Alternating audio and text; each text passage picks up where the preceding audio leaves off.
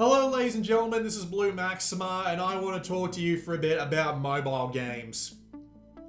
Yeah, I know, it's been really bad recently. I've got basically nothing else to talk about that isn't really digging deep into the backlog, and I don't want to just keep doing random games from the backlog.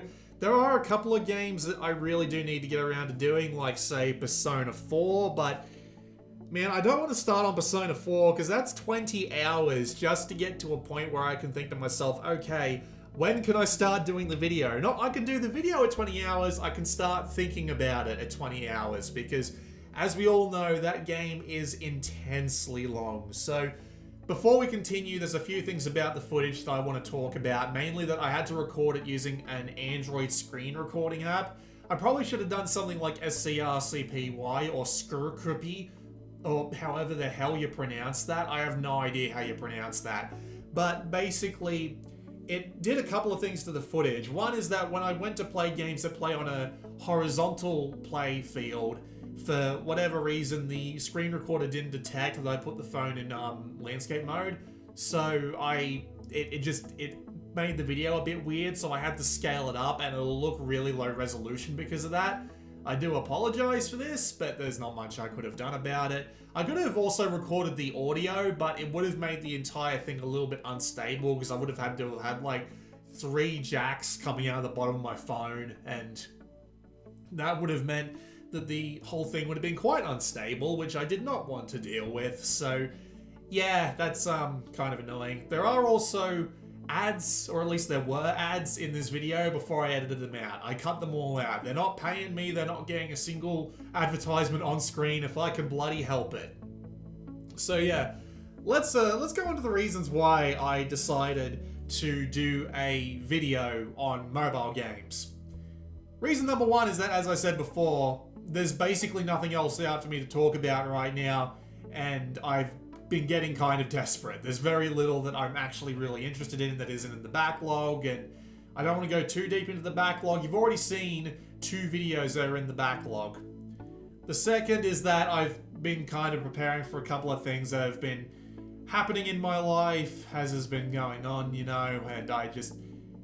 it's been kind of relaxing to be able to play mobile games. If I'm being perfectly honest, just playing something that'll let me jump in for 5 minutes and then it'll be like, oh, okay, you can go do something else now, instead of having to spend an hour in a modern day game to really get anywhere, which is an interesting concept, although, as we all know from mobile games, it can be kind of annoying trying to actually get anywhere in them sometimes, but I'll get to that.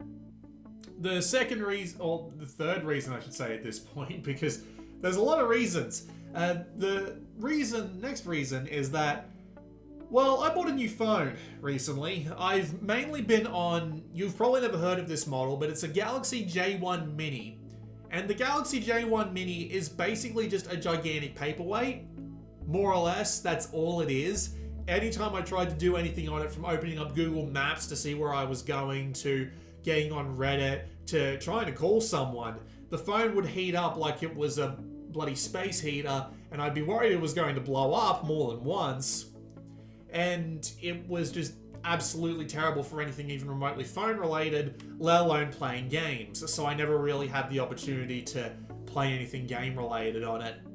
My other device also, I'll just point out, I do have a tablet, but that tablet is a Nexus 7, a second generation Nexus 7, all the way back from 2012.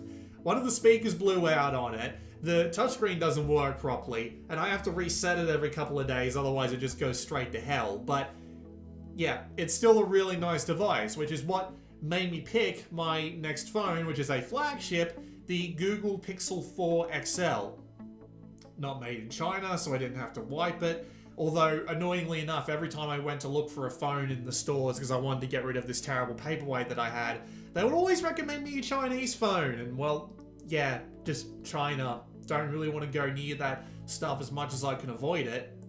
Except, of course, in the case of Google, where they've already got all my data anyway, so it's not like it matters. But we'll leave that one alone for now. It's not exactly an area I'm qualified to talk about, so we're just going to stop that line of discussion there. But yeah, I bought a Google Pixel 4 XL because I wanted to be back on a flagship. This was basically a Christmas present to myself because I use my phone and my tablet a lot more than I give myself credit for. So having a phone that actually works, and here's a miniature review of the Google Pixel 4 XL. It's awesome. The phone's gigantic and it actually fits really well in my hand after a little bit of adjustment to the size of it.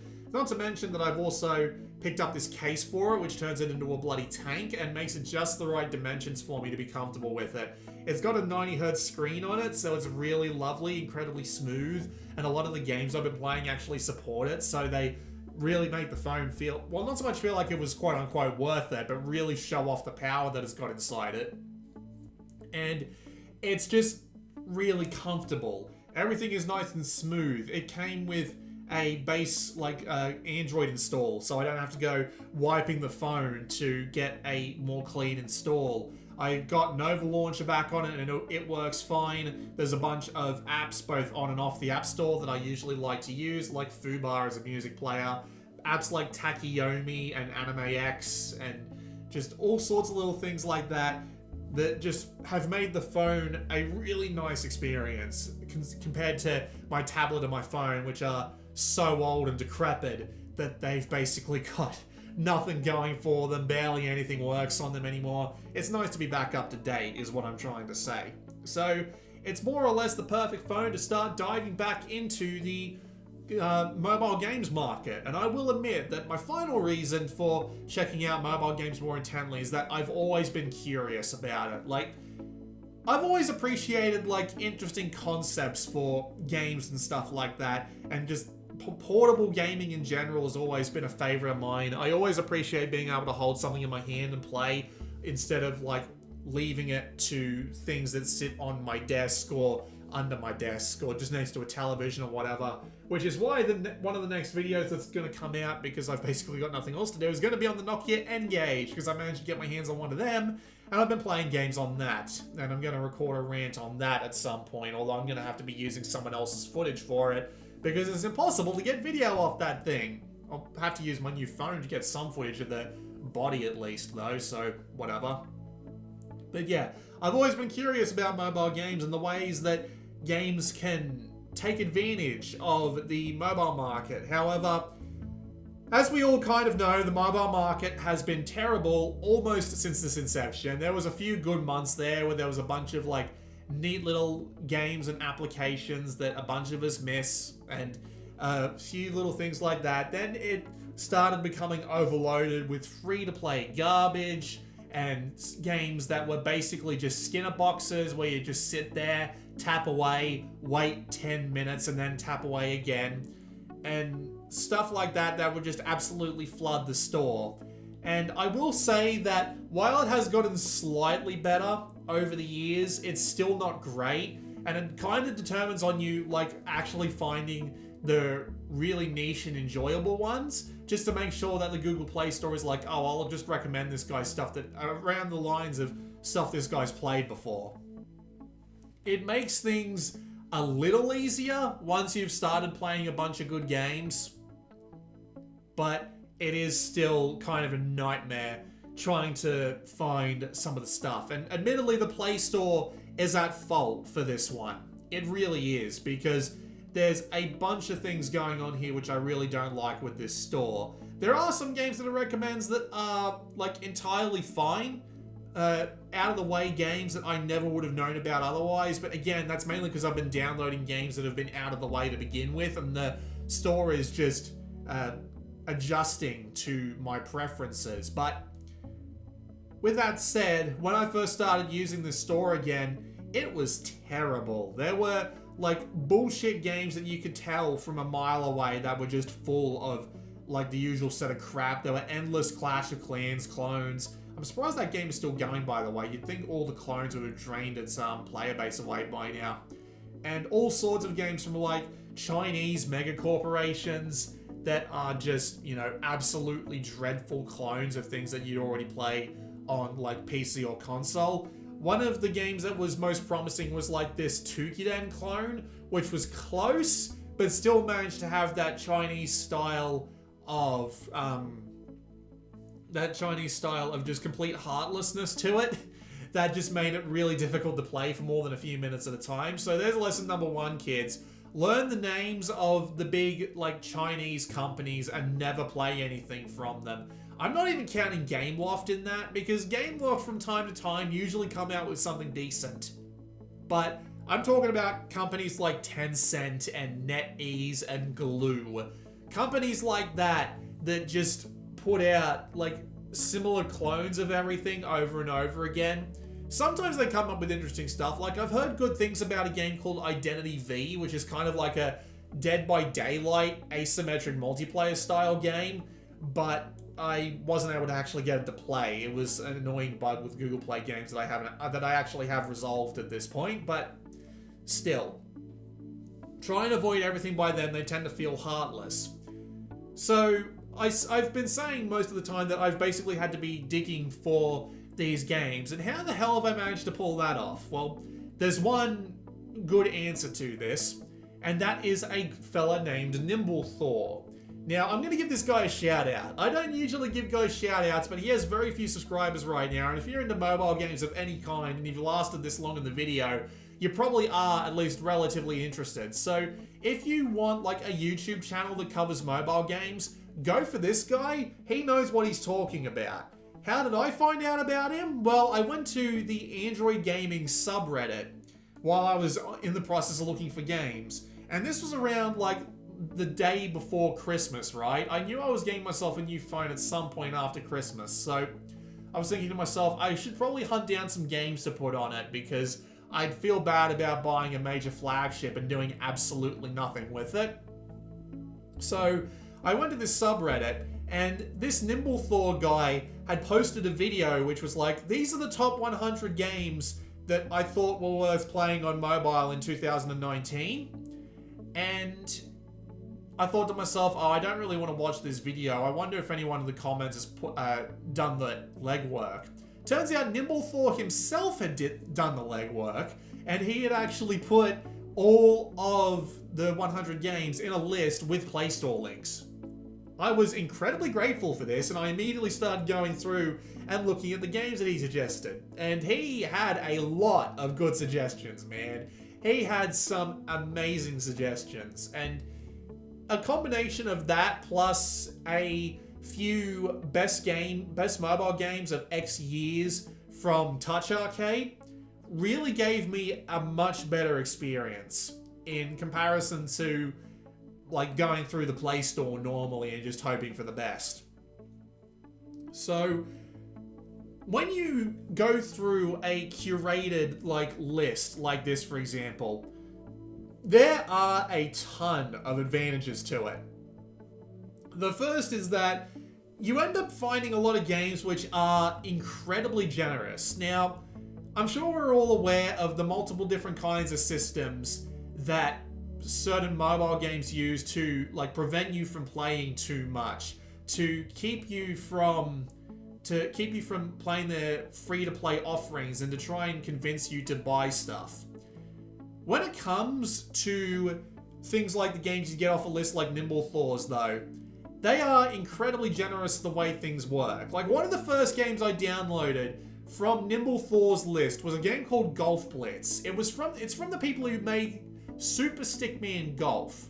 It's a two-dimensional golf game, works exactly as you'd expect, quite arcadey, but the difference is that you're playing with 3 other people, and those 3 other people can interact with your ball, and you can interact with their balls, and you can stop them from getting their balls into the holes. It was the first game you saw on this video, because it is unbelievably generous with the way it works. It's one of the few, like, unicorns out there that not only let you play as much as you want, with no advertisements, but they also don't have anything in the way of power creep, because when you level up, you get people roughly equivalent to your level, so there's very little opportunity of you just basically getting your shit rocked.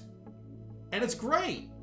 Like, I am legitimately surprised that they willingly give away so much. And this continues on. Like, Golf Blitz ended up being the most generous game of them all, but there are multiple games like that I was recommended over the course of like these little dives through game lists that are still fair on things like advertisements, while still letting you play almost as much as you want. Like, for example, Williams Pinball was another one that I played an absolute ton of over the past week, because they give you these timed challenges constantly that do a really unique thing with the pinball tables. Now, some of my favorite pinball tables are in Williams Pinball, by the way, like Medieval Madness and Attack from Mars and stuff like that. But the thing about pinball is that the tables can be incredibly, punishing, where sometimes the ball will just go straight up as you launch it, then straight down and drained, and you'll have to rely on the ball save to get the ball back out there. Those are annoying as hell, but the main modes that they include in Williams Pinball are basically you get infinite ball save, and you have to try and get the highest score within 3 minutes or 5 minutes. In some cases, it's 3 minutes, and you're fighting against the clock. There's also a league play mode where you play against other people's high scores, and you play against them. And if you successfully manage to win, well, you get a little bit of a ranking, and you work your way towards more rewards and stuff like that. And while that isn't infinite play, it seriously gives you so much time that I've found myself never really running out of things to do. There are so few instances where I ran out of things that I could do, whether it be playing in the time challenges, playing the regular challenges, or playing against other people, that it felt like I was never going to run out of anything to do. It could have happened, but unless I was playing literally 2 hours a day, it wouldn't have happened. And there's a couple of other examples of this as well, like Eternium, which is a Diablo-style RPG. It lets you play as many levels, as many things as you want, and the only time they really sick ads on you is when they drop little boxes that say, hey, do you want to watch this ad for a little bit of paid currency? And you don't have to do that. They give you paid currency in other ways as well, but frankly, the game was so generous. I started watching the ads every opportunity I had because it let me keep going as much as I wanted to. No energy, no bullshit like that. Just hop straight in and go and play as much as you like. A lot of mobile games have basically gone to trying to find other ways to keep you, to make you want to pay to continue, but they're a lot more generous as a result. You can play as much as you like. Even the bigger games like Brawl Stars, for example, from Supercell, have been okay, you can play as much as you want, but we're going to stop giving you the little tokens you get, so you can't go forever in one day. You'll get a few matches, and you can continue playing as much as you want. You just want to get rewards, and that's fair too, considering that they need to have some way to convince you to at least give them a little bit of cash. I can completely understand taking that approach. It's just a lot more fair when you're playing games that are just more recommended. It's a lot more fair. There's even bigger games that I've been playing, like Real Racing 3, which I know will probably put a lot of a bad taste in some people's mouths, but here's the thing about Real Racing 3. When you only play a couple of races at a time, and then you go and play a couple of other different mobile games and then come back to Real Racing later, it's a lot more fair. It's a lot more generous. So it's definitely a lot better when you have when you've got games like Real Racing, which are really good for those little times that you can play them. You can at least go and play something else and then come back later, which is great. They've also got way less power creep. Going back to the whole Brawl Stars thing that I was talking about.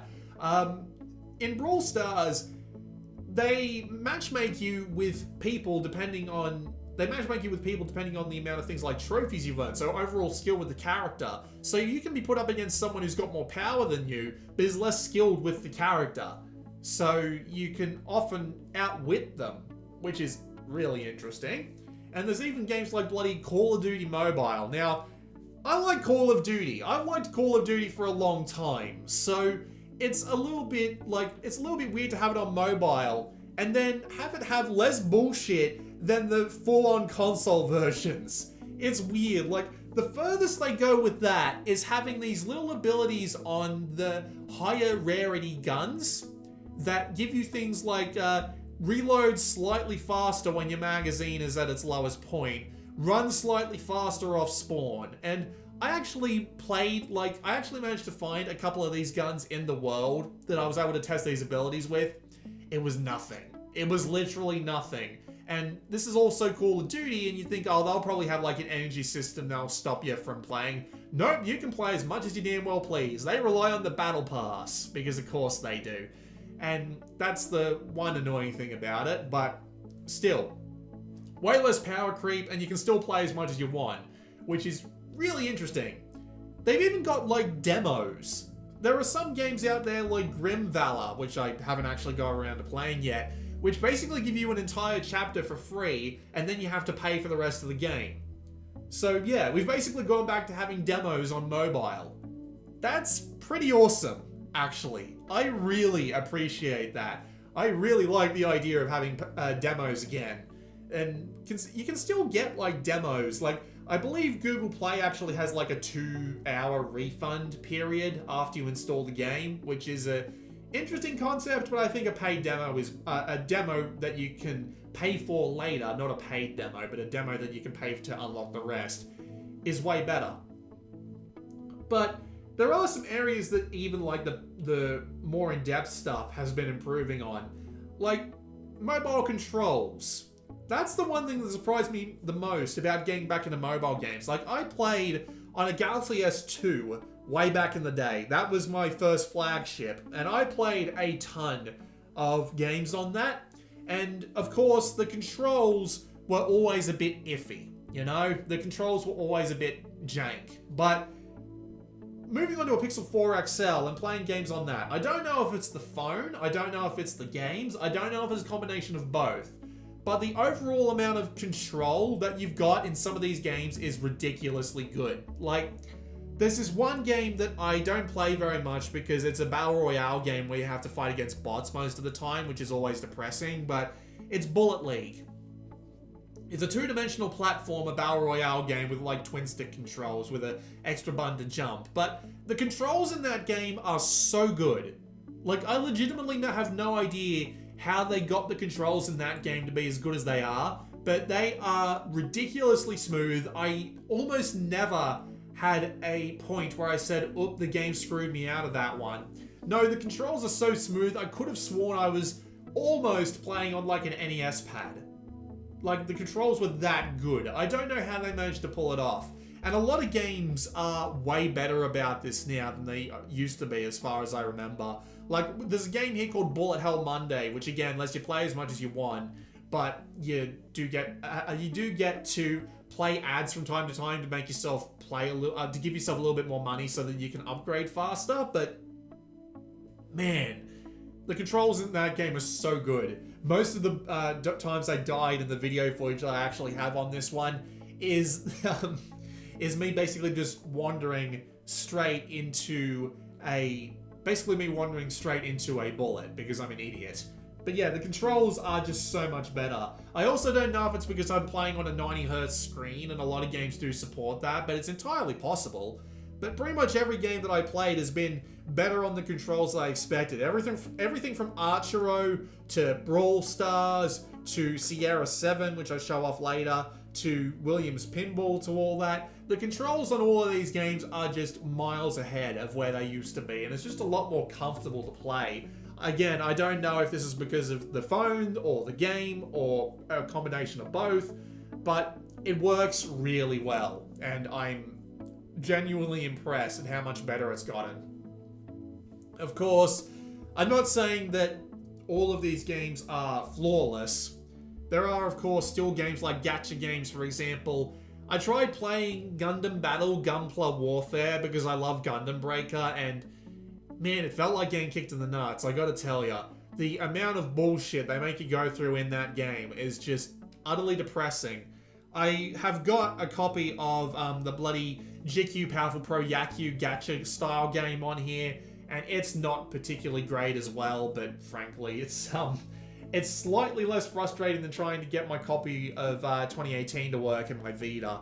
And it actually controls better too. It's a fair bit more precise on the touchscreen, being able to use that to swing. I wish they'd adapt that into the... Yeah, the next one isn't going to be on Vita, is it? 2020 is probably going to be on either Switch or PS4 or both. Man, it'd be weird if it came out on phone, but well, we'll just let that one go for now. It's irrelevant to the discussion. But yeah, pretty much every game that relies on rolling something is going to be terrible one way or another, which is why I've mainly been avoiding them for the most part. And that's been good. I've been basically enjoying everything else without it, so that's a thing. And a general rule of thumb is that if you see a game that's advertised in any of the ads for the games that you play, don't download it. It's always a lie. It's pretty much always a lie. There was even 1 or 2 games that I thought looked interesting, so I went and looked through the ads and it was a lie. It was always a lie. So, just ignore them. And I will admit that while the Play Store is still terrible, it gets slightly less terrible again when you start playing like these games that are really good, because when you play enough of them, it starts showing you games that other people who are like the niche enjoyment people are playing as well. It starts showing you other games from them, and that's great.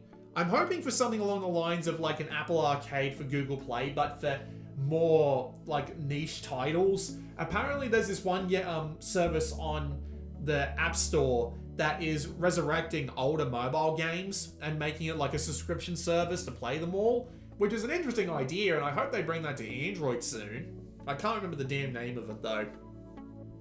Unfortunately, we all know that they'll never give like a proper discoverability boost to the App Store, because they'll always be wanting to put the games that'll give them more money front and center, right? Like Black Desert Mobile, Bloons Tower Defense, Mario Kart Tour, Clash of Clans, Blade Minecraft, a Marvel free-to-play game, Pokemon Go, you know, all of that crap.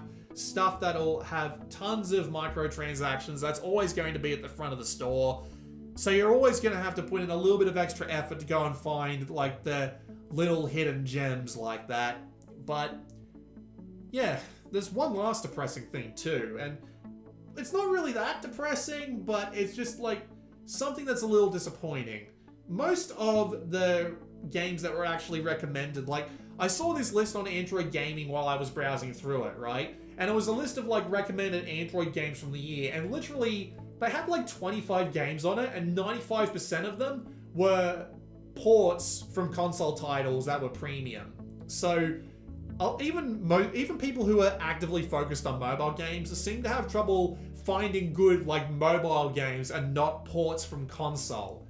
Which, if that doesn't give you an idea of just how bad discoverability is on the Play Store and just the general idea of how things are going around, like the store in general is at the moment, I don't know what will. So what am I trying to say, like overall? What I'm trying to say is that it's depressing. It is depressing looking at the store the first time and seeing like tons of like bullshit games designed to take your money and nothing else, right? But when you start looking, when you put in a bit of active effort to find like top mobile games of the year lists from reasonable sites like Nimble Thor, who I'm going to give another shout out again because he's a YouTuber, he deserves it, and he's got less subscribers than me, but he gets way more views per video than I do, which is depressing. That kind of means the channel's dead, but I'm gonna have to try something else eventually, aren't I? I'm hoping when my life starts to slow down a little bit and I can start looking into new formats for the channel, that maybe I can do something a little bit more interesting with it. But, well, we'll wait and see on that one. But when you start looking at more in-depth like lists like Touch Arcade and Nimble Thor, when you start looking at recommendations from those games in order to see just what else is out there, and when you just start looking at just all the minor little things, all the ones that are paid, all the ones that are stuff like that, you know, when you start looking at the really in-depth stuff, you start getting a lot of good shit. You start getting a lot of good shit, and it has made my phone a lot more better than I thought it was going to be. I've been really enjoying playing a lot of these games, and I've been playing a ton of them, if I'm being perfectly honest. Just swapping back and forth between different games, installing new ones, uninstalling ones that I don't like, and just keeping ones around. Like, I've got almost a full page of like 6x7 of games that I've got on my phone now that I can just pick up and play at pretty much any time without feeling like I'm being led into a microtransaction trap. And I really do appreciate that. So, yeah, what I'm basically saying is, if you play a lot of games on your phone, don't lose hope. Go looking for the lists, go looking for the really in-depth recommendations, go looking for games that have really high star ratings, but only have like 100 ratings, but manage to have like 4.9. You know, keep your eyes open for games like that, and eventually it'll get better. Eventually it'll start feeling ever so slightly better, but for, you know, if you're not going to put in that kind of effort, I'd recommend just avoiding it entirely, because you're eventually just going to stumble into games that feel like a massive pain in the ass to even be remotely worth the effort to play, and, well, that's just kind of what happens. So that was a half-hour rant about mobile games on a channel that is, like, definitely not about mobile games. I'm not going to start doing videos on mobile games, if you're wondering. That's not going to happen. There's no point. There is absolutely no point. They give you the general idea of what they like right away and then just slowly start adding new stuff. I'd have to play for hours just to get a reasonable idea, and even then they might still hide like that sort of paywall right behind them. But when you've got like 20 games on your phone that you enjoy playing and you can jump between them at will, you'll never run out of things to do, which I appreciate, although it might start tapping into that whole addictive side of my personality. I try and avoid spending as much money as I can on mobile games. That's the thing. And I haven't spent a single cent on games that didn't have upfront costs yet, and I'm quite proud of that. And I'm still having fun. So hopefully it stays that way. But then again, I've only had the new phone for about 2 weeks at this point, so who knows? Maybe it will get worse in the future.